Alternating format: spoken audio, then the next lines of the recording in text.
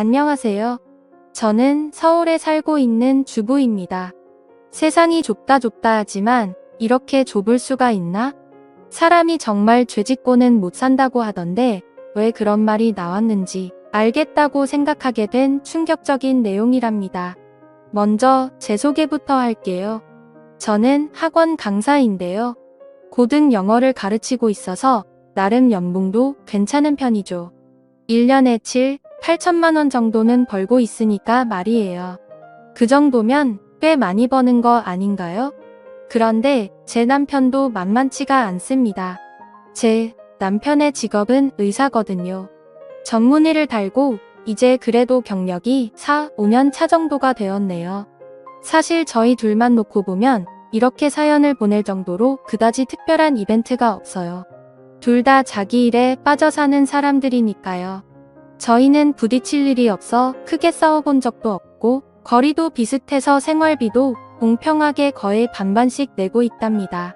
지금까지도 말이죠. 피차 바쁜 건 매 한 가지니까 집안일도 정확하게 나눠서 반반 많은 사람들이 제가 의사 남편을 얻었다고 하면 정말 좋을 것 같다. 풍요롭게 살 것이다 오해를 많이들 했었는데요. 방금 말씀드렸다시피 이렇게 모든 걸 반반씩 내고 반반씩 하기 때문에 저희 집은 다른 집들과 크게 다를 바가 없었어요. 저도 나름 능력이 있어서 지금까지도 남편에게 뭘 기대하거나 얻은 적도 없고요. 물론 더 시간이 흐르고 남편의 경력이 쌓여서 저나 저희 어머니가 병원을 다닐 일이 생긴다면 모르겠지만요. 지금은 딱히 병원에 갈 일도 없거든요. 그런데 제가 의사 남편을 얻어서 아주 대단히 호강을 하는 줄 아는 사람이 한 사람 있었어요. 그 사람이 이 사연의 주인공이랍니다. 제 사연의 주인공은 바로 시어머니거든요. 저희 둘의 결혼 생활에는 시어머니라는 존재가 아주 큰 문제로 남아 있었죠. 시어머니는 처음 결혼을 준비하는 과정에서부터 저를 깔보고 무시했어요. 당시는 제가 강사가 된 지 얼마 안 되었을 때라 연봉도 적은 편이었고 또 저는 일찍부터 부모님이 이혼을 하셔서 어머니밖에 안 계시거든요. 시어머니는 편부모 가정의 연봉도 쥐꼬리만큼밖에 못 받는 애가 의사 집안에 가당키나 하냐며 저를 만나실 때마다 탐탁지 않다는 그 표정, 말투를 가감없이 드러내셨던 분이셨어요. 그래서 몇 번이나 결혼에 대해 진지하게 다시 생각해보고 연애까지만 하고 결혼을 안 할까도 생각했었지만 당시에는 남편이 너무 좋아서 그리고 시어머니가 그렇게까지 경우가 없는 사람인 줄도 몰라서 결혼을 약속했었는데 상견례 당일 저는 정말 처음으로 저보다 나이가 지긋하신 분을 때리고 싶다는 생각까지 했었다니까요. 저를 포함해 남편과 시아버님도 시어머니가 어떻게 또 분위기를 초칠지 걱정을 많이 하셨지만 본인들만 믿으라며 잡았던 상견례 당일이었습니다. 상견례가 화기애애한 분위기 속에서 마무리가 되어가고 있을 때였어요. 표정이 영 안 좋던 시어머니가 결국은 시아버님과 싸우더라도 자기 할 말은 해야겠다라는 생각을 하셨는지 결국 한마디를 하시더군요. 시아버님이 나섰지만 시어머니는 그만할 생각이 없어 보였습니다. 그렇게 말씀하지 마세요. 남편이 말려보았지만 시어머니는 더 큰 소리를 치시면서 내가 그렇게 멍청하고 눈이 낮으니까 이런 일이 생기는 거 아니야. 아니 잘 나가는 애들, 집안 좋은 애들도 많은데 왜 하필 이런 애니? 계속되는 폭언과 비교로 상견례 분위기는 찬물을 끼얹은 듯 조용하고 삭막해졌고 저와 어머니는 속이 뒤집어질 대로 뒤집어져 남편이고 뭐고 이런 집에 시집가면 고생길이 험할 것 같아 자리를 박차고 일어났어요. 그러자 시아버님이 일어나 시어머니의 입을 막고 자리를 뜨려는 저와 시어머니를 말리기 시작하셨어요. 시아버님은 약사로 인자하시고 현명한 분이셨어요. 어쩌다가 저런 시어머니를 얻으셨는지 항상 의아했었죠. 다은아 미안하다. 당신 그만하라고 했지? 더는 좋게 말 못해 나도? 그게 무슨 말버릇이야 이 좋은 자리에서? 당신은 나서지 마요. 이게 말이나 되는 소리예요? 우리 아들 의사예요. 의사. 어떻게 저렇게 평범하지도 못한 가난한 편부모, 가정집에 우리 아들이 장가를 왜 가느냐 말이에요. 저런 집에서 나중에 뭐 병원이나 하나 차려주겠어요? 우리 아들 등골이나 빼먹겠지? 그만하라고 했지? 당신은 그렇게 잘 살았어? 왜 사람을 그런 걸로 판단해? 이 녀석 한창 방황할 때 잡아준 게 다은이야. 둘이 사랑해서 결혼을 하겠다는데 당신이 같이 살 것도 아니면서 왜 큰 소리를 치고 분위기를 망쳐? 그만해. 아휴, 사돈 제가 미안합니다. 아내가 실수를 크게 했네요. 제가 대신 이렇게 사과드릴 테니 다은이도 안고 사돈도 그만 앉으시지요. 저와 엄마는 화가 머리 끝까지 났지만 그렇게까지 나서서 저희를 대변해주고 또 감싸주려고 하는 시아버지와 남편의 얼굴을 보고 겨우 참고 자리에 앉았어요. 그날 상견례장에서 시모의 갑질의 폭발 일부 직전이었지만 남편과 제 편을 들어주시는 아버님 그리고 엄마가 제 손을 꼭 잡으며 그냥 무시하고 신경 쓰지 말라고 해서 겨우 참을 수가 있었네요. 그렇게 전 불안한 결혼식을 올리게 되었습니다. 결혼하고 나면 시모라는 사람과 그래도 사이좋게 지내려고 무지 애를 썼지만 그건 저만의 생각뿐 착각이었습니다. 그때부터 본격적인 시모의 시월드가 시작되더라고요. 사람 성격 어디 안 가더군요. 결혼한 지 3개월이 지나가자 별것도 아닌 일로 저에게 전화를 해서 시비를 거는 게 하루에 낮 같아 보였습니다. 그동안 크고 작은 사건들 무시, 멸시, 폭언 등이 난무했지요. 그 정도는 애교였어요. 물론 제가 며느리라고 네 하고 당하고 있어 줄 만한 성격도 아니었지만요. 저희들의 대화는 이랬습니다. 결혼했으면 끝이니? 결혼을 했으면 종종 안부 전화도 하고 찾아뵙고 그래야지. 이래서 내가 교육 못 받은 애현 부모 가정집에서 자란 애들을 무시하고 싫어하는 거다. 의사, 남편은 뭐 그냥 얻어가니? 다른 집에서는 며느리가 죄다 시어머니 데리고 백화점 가서 풀 세팅도 해주고 남편 기죽지 말라고 명품으로 둘러준다는데 너는 주제에 우리 집안 같은 엘리트 집안에 시집을 왔으면서 돈이 안 되면 몸으로라도 때우든가 시댁에 감사하다고 매일 큰절을 올려도 시원치 않을 판에 어디서 시어머니가 먼저 전화를 하게 하니? 어머님이 저에게 그런 식으로 말씀하지 않으셨으면 저도 안부 전화 자주 드렸을 겁니다. 전화하실 때는 제가 아무리 며느리여도 이런 식으로 통화하시는 건 예의가 아니라고 못 배우신 것 같아 보이는데 그럼 어머니도 현부모 가정집에서 나고 자란 자식인가 봐요? 이게 진짜 어디서 배운 말버릇이야? 아, 네, 어머니한테 배웠나 보다. 그치? 딱 봐도 무식해 보이는 게 그 나이에 관리도 안 하고 손은 또 왜 그렇게 까슬거리고 두툼한지 막노동하는 노동자들 손 같더라니만 일만 하느라고 자식 교육을 똥으로 시켰나 보네. 꼭 어머니는 저에게 논리로 질 것 같으면 저희 어머니를 끌고 오시네요. 그러면 이길 것 같으세요?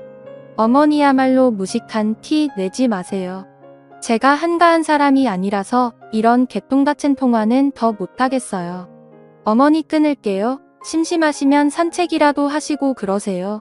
너 끊기만 해? 너 어디야? 이게 아주 결혼했다고 배는 게 없나?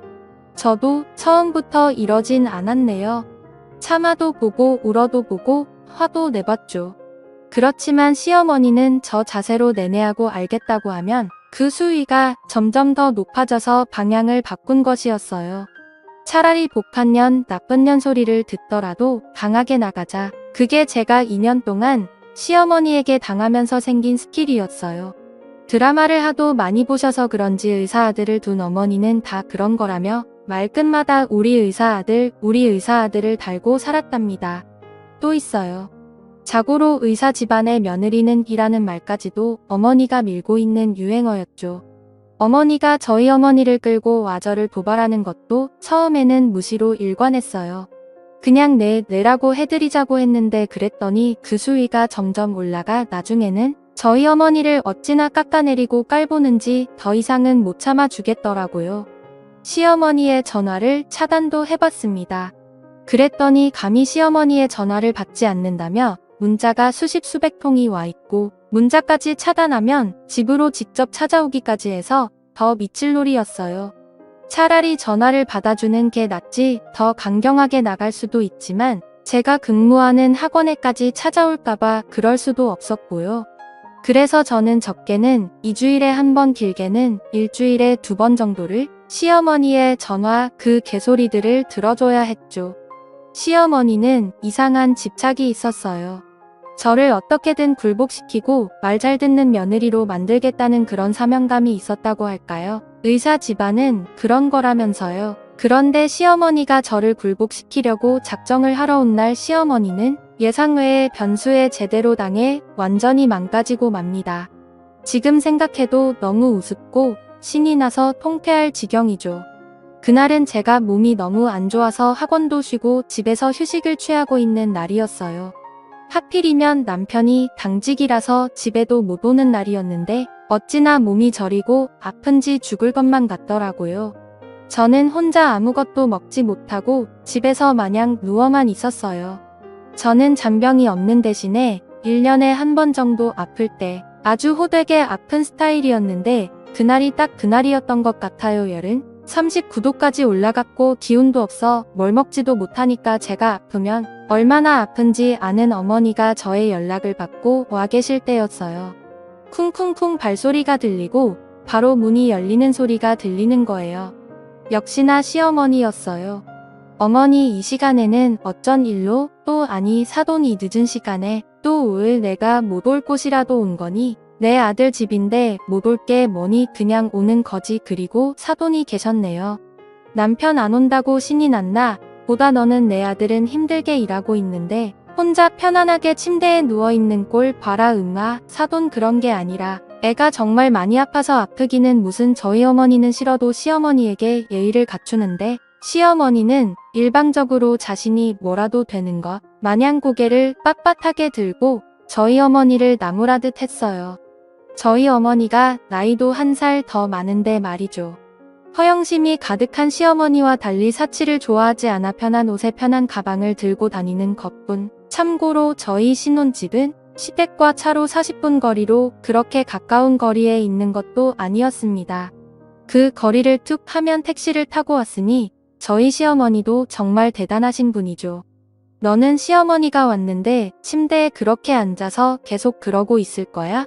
죄송해요, 어머니 제가 오늘은 몸살이 너무 심해서 나 일찍 가라고 지금 연기하는 거냐 쇼하는 거냐. 시어머니가 왔으면 차라도 내오고 편히 앉아서 쉬다 가시라고 자리라도 깔아주는 게 맞지 어디서 아프다는 핑계를 대? 에휴 저런 게 무슨 애들을 가르친다고. 원 시어머니가 슬슬 또 저한테 시비를 걸 준비를 하자 어머니는 부탁하듯 말씀하셨어요. 사돈 오늘은 이 아이가 정말 몸이 많이 안 좋습니다. 예의가 아닌 줄은 알지만 오늘은 사돈께서도 더 계시는 게 안 좋을 것 같다. 그러니까 날이 아니구나 하고 돌아가 주세요. 일도 겨우 쉬는 거라 내일이면 다시 출근을 해야 하는데 아직 얘 몸 상태가 많이 좋지 않습니다. 제발 부탁드려요. 그렇지만 저희 어머니의 저자세의 모습에 너무 기분이 업되신 시어머니는 어머니의 간곡한 부탁을 듣고는 더 신이 나서 떠들어 대더군요. 그러게 얼마나 번다고. 의사 남편 뒷바라지나 잘하고 집에서 집안일이나 잘하지 학교도 아니고 꼴랑 학원 같은 데서 주제에 선생질한다고 그러고 있으니 저렇게 아픈 거예요. 그리고 사돈 명색의 의사 남편을 둔 집인데 꼬락서니가 그게 뭐예요? 창피하게 여자가 나이가 들면 더 잘 꾸며야지. 옷은 뭐 어디 시장 바닥에서 주워 입은 거예요? 저는 아픈 와중에도 듣다 너무 화가 나서 벌떡 일어나 나갔습니다. 저봐 저렇게 일어날 수 있는데 침대에서 버티고 있었던 거지. 내가 이럴 줄 알았어. 이러니까 제가 얘를 예뻐할 수가 없는 거예요.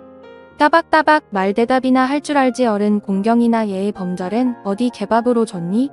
저는 너무 화가 나서 온몸이 저리는 와중에도 시어머니에게 나가라고 소리를 쳤고 시어머니는 싫다며 버티고 계시더군요. 제발 나가시라고요? 싫다고. 여기 내 아들 집이야. 그럼 내 집이나 다름없는데 내가 왜 나가? 5분 정도 그렇게 계속된 실랑이의 옆집 아주머니가 시끄러웠는지 문을 두들겼어요. 저는 겨우 아픈 몸을 이끌고 문을 열었고 아주머니가 누구랑 싸우기라도 하는 거냐고 걱정해 주시며 묻더군요. 이사하면서 인사를 나눴었는데 친해져서 종종 지나가면서 이야기를 주고받았던 사이라 아주머니의 등장에 괜히 울컥해졌어요. 내 편이 하나 더 생긴 느낌이었죠. 그리고 상상도 못한 일이 벌어졌습니다. 제가 옆집 아주머니와 뭔가를 이야기하고 있는 것 같아 자신의 욕인가 싶어 궁금해진 시어머니가 문 쪽으로 오시더니 집안일에 신경 끄시고 본인 일이나 보세요. 아줌마라고 하는 겁니다. 그런데 아주머니께서 뭔가를 발견하신 듯 시어머니 얼굴을 많이 보시더니 말했어요. 잠깐만, 너 옥순이 아니여? 뭐라는 거야? 내가 무슨 옥순이야? 저요? 참나 사람 잘못 보셨거든요.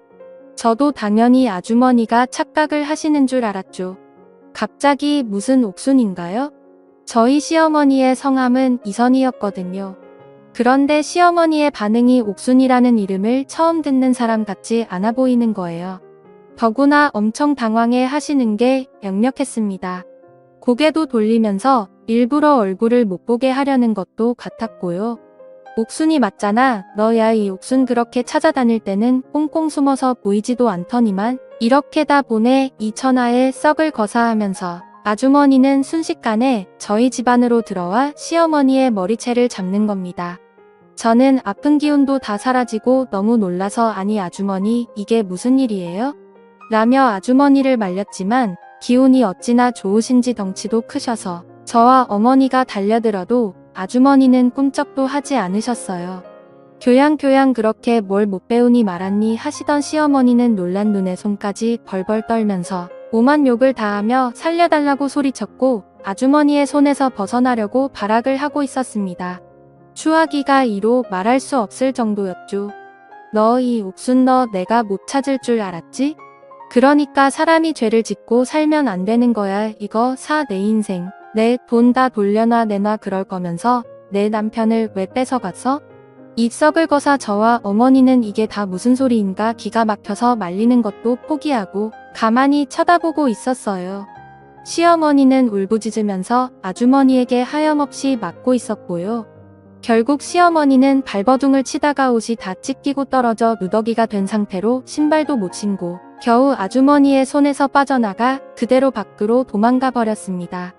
꽁지 빠져라 달리는 꼴이 너무나도 웃겼어요. 아주머니가 한 소리가 거짓이라면 진짜 억울한 일이었다면 가만히 있을 시어머니가 아니었는데 시어머니의 반응을 보니 잠깐 들렸던 그 기상천외한 말들이 모두 사실인가 보다 하는 생각이 들었죠. 도망가는 시어머니를 잡으려고 따라가는 아주머니를 잡고 저는 무슨 일인지 말씀해달라고 부탁을 드렸어요. 어차피 도망가봐야 시어머니라서 다시 금방 잡을 수도 있다고 했죠. 제가 도와드리겠다고요. 아주머니는 물을 한 잔 벌컥벌컥 마시더니 어떻게 이렇게 만날 수 있는지 모르겠다며 자신이 수십 년을 넘게 찾아다녔는데도 못 찾았는데 바로 이렇게 옆에 두고 몰랐던 거냐며 한숨을 쉬고 너무 흥분하셨는지 거친 숨을 내쉬며 이야기를 시작하셨어요. 내용은 기가 막혔습니다. 정말 충격적이었죠. 저만 들어서는 안 될 이야기 같아서 아주머니에게 부탁했어요. 지금까지 저에게 해주신 이야기 저희 아버님과 남편 앞에서도 해주실 수 있나요? 시어머니도 잡을 겸 같이 시댁으로 가시죠. 오늘은 제가 몸이 너무 안 좋고 남편이 당직이니까 3일 뒤 어떠세요? 난 좋아할 때 이야기만 해줘 세댁 그렇게 저희는 약속을 했고 그 사실을 모르는 시어머니는 집에 틀어박혀 계셨습니다. 제가 시댁으로 데려갈 것이라는 생각은 못 하셨던 모양이에요. 그동안 쌓였던 모든 것들에 대한 복수를 한 방에 할 수 있는데 왜 제가 데려갈 거란 생각을 못 했는지 참 미련하죠. 그렇게 3일 뒤 남편의 휴일이 되었어요. 저는 꼭 들어야 할 이야기가 있다며 남편과 시댁으로 갔고 시댁에는 잔뜩 긴장한 표정의 시어머니와 무슨 일이 있었는지 모르는 시아버님이 계셨습니다. 그리고 저희가 출발하고 얼마 지나지 않아 뒤따라 오신 아주머님은 밖에서 차를 대기시켜 놓고 등장 타이밍을 기다리고 계셨죠. 대화의 분위기가 갖춰지자 저는 아주머님에게 신호를 줬고 시어머니는 다시 만난 아주머니를 보고 손을 마구 떨기 시작하는 거예요. 시아버님이 말했습니다. 이게 무슨 일인지 설명을 좀 해줘야겠는데 내 아버님 시어머니는 신분도 나이도 이름도 다 가짜인 사람이에요. 진짜 이선희 씨는 여기 아주머니세요. 그렇습니다. 실은 원래는 과거에 둘은 오랜 친구였대요. 어머니가 안 계신 데다가 알코올 중독자인 아버지 밑에서 가난하게 크며 공장에 들어가 일을 하던 시어머니는 양가 부모님이 다 계신 중산층의 선희 아주머니를 항상 부러워했다네요. 자기는 계속 부러워한데 부모님을 잘 만나 잘 나가고 잘 지내는 것 같은 선희 아주머니가 너무나 부러웠던 시어머니는 차차 그 부러움이 변질돼 선희 아주머니의 인생을 다 자신의 것으로 가져오고 싶었고 남편을 빼앗는 것부터 시작했다고 합니다. 선희 아주머니는 자신의 남편을 빼앗을 거라고 생각도 못한 채 자신의 친구 사정이 안타까워서 틈틈이 돈을 빌려주기도 했었대요. 그 금액이 나중에는 어마어마했고요. 나중에 성공하면 꼭 갚으라면서 도움도 많이 줬었는데 시어머니는 가난에서 벗어나고 싶다는 열망 친구의 인생이 부럽다 못해 탄이나 그런 아주머니에게 은혜를 원수로 갚은 것이었죠. 그 돈으로 예쁜 옷 사입고 잔뜩 꾸민 시어머니는 선희의 친구라는 명목으로 아주머니의 남편을 따로 불러내 종종 만남을 가졌고 아주머니도 모르는 사이 둘은 꽤 깊은 관계가 되어 있었답니다. 둘의 불륜 장면을 목격하고 따져 물었지만 시어머니는 미안한 기색 하나 없었고 심지어는 돈도 빌린 적이 없다며 잡아떼더랍니다. 내가 좋아서 준 거지 내가 달라고 한 건 얼마 되지도 않잖아 증거 있어? 라면서요. 뺏었으면 잘 살기라도 하든가 나중에는 내 이름으로 개명을 하고 우리 엄마랑 아빠 이름까지 팔면서 나인 척 행동하면서 내 남편으로는 만족이 안 된다며 1년 만에 이혼을 하고 다른 남자랑 결혼을 했지. 너 그 남자 직업이 약사라고 했냐? 시아버님은 눈이 커져서 시어머니를 경멸하는 듯 쳐다봤어요. 시어머니는 불안한 듯 손을 계속 떨면서 고개를 푹 숙인 채 도망갈지 말지를 고민하는 사람 같아 보였고요. 당신 지금 이게 무슨 일인지 다 설명해. 그리고 저분 말이 다 사실이야? 말 좀 해봐. 시어머니는 아무 말도 하지 못하더군요. 못했어요. 그렇게 사사건건 시비를 걸고 따발총 쏘듯 따지며 말씀 잘하시던 분인데 정신이 나가버리신 것 같았죠. 아주머니는 말했습니다. 당신이 그 소문의 약사신가 보네. 남의 집안 파탄 내놓고 그렇게 뺏어간 내 남편에게까지 돈이란 돈은 다 긁어 뺏어놓고 신분 세탁해서는 당신하고 만난 거예요. 부모님 이름이 이진수, 박경란이라고 안 하던가요? 저희 부모님 이름, 직업 저한테서 죄다 주워들었던 정보들을 흘리고 다니면서 집안 좋은 척 처음부터 자신은 이선이었던 것처럼 어찌나 말을 하고 다녔는지 저도 10년 전에 그렇게 찾아도 없던 이유가 저인 척 사칭을 하고 다녀서라는 걸 알았네요. 그리고 이건 말씀드리긴 모호하지만 아드님 유전자 검사는 해보셨어요? 시아버님은 뒷목을 잡았고 경멸하듯 시어머니를 쳐다보았습니다. 아니야, 내가 노력해서 얻은 거야. 내가 만든 거라고. 신분만 빌렸을 뿐이지. 나머지는 다 사실이었어. 아니잖아. 너 내 전남편 버리고 도망가서 약사랑 결혼하겠다고 갔을 때 임신한 상태였잖아. 몰랐을까봐. 정적이 흘렀고 시어머니는 경련을 일으키며 무너졌습니다. 처음으로 보는 망연자실한 표정으로 모든 것을 다 잃었다 하는 것 같았어요. 반항할 기운도 잃었죠. 남편도 너무 놀랐고 저도 제가 들었던 것들보다 더 많은 이야기가 흘러나와 도대체 시어머니는 어떻게 살아왔던 것인지 두렵기까지 하더군요. 저런 사람이 실제로 있다니 하면서 말이죠. 아주머니는 시어머니가 그동안 자신에게 받아가고 빌려갔던 돈의 액수 그리고 이후 본인이 들은 전남편에게 들은 불륜 과정 신분을 이용하고 다녔던 경로 의도적으로 아버님에게 접근했던 이유 본인이 들었던 지인들의 증언과 증거 모든 이야기를 마친 뒤 자리에서 일어났습니다. 아주머니가 떠난 자리시댁은 쥐죽은 듯 조용했고요. 시어머니가 어떤 경로로 시아버님을 알게 됐고 언제부터 접근을 했고 어떻게 결혼까지 했는지는 저도 잘 모르겠어요. 두 분만 아시겠죠? 아버님이 그 부분은 이야기하지 않으셨거든요.